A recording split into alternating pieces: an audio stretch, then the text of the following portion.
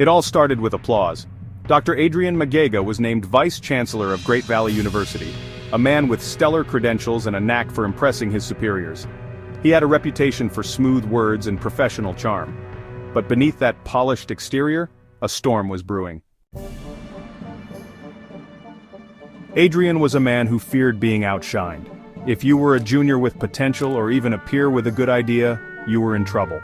He had a way of undermining others, subtle but ruthless. His juniors tolerated it out of fear or hope that someday he'd change. But Adrian wasn't just difficult, he was manipulative. Some might even say, a psychopath. And then, there was his personal life. Adrian's weakness for women was an open secret. More than once he'd been accused of exchanging grades for favors, but nothing ever stuck. Until his wife, Irene, caught him red-handed. One evening she stumbled upon messages between Adrian and a young student. Furious but calculating, Irene devised a trap. Posing as Adrian, she texted the student to meet at Camel's Joint in 30 minutes. Irene wasn't meeting for a chat, she was ready for war. When the young woman arrived, Irene unleashed her anger. What started as words escalated into a full-blown public scene. Police intervened, and Irene was arrested for assault. The story exploded, plastered across news outlets. Suddenly, Adrian's perfect image was shattered.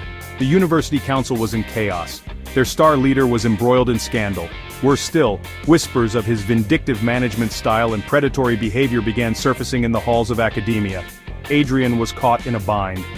In court, whose side would he take? His wife's to salvage his marriage? Or the young woman's to protect his reputation? The council faced its own dilemma. Should they defend Adrian to shield the university, or cut ties and risk further fallout? At first they stood by him.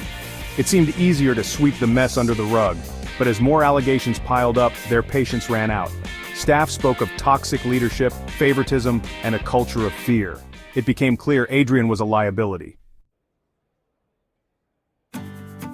When the council finally sacked him, the damage was done. The university's reputation lay in tatters, and rebuilding morale was an uphill battle. Adrian left in disgrace, his legacy reduced to a cautionary tale. But out of the ashes came change. The university overhauled its policies, committing to integrity and accountability. Irene, now separated from Adrian, found purpose advocating for victims of exploitation in academia. Moral of the story: leadership is a responsibility, not a privilege. Charm and credentials mean nothing without respect, integrity, and accountability. And the truth? It always finds its way out.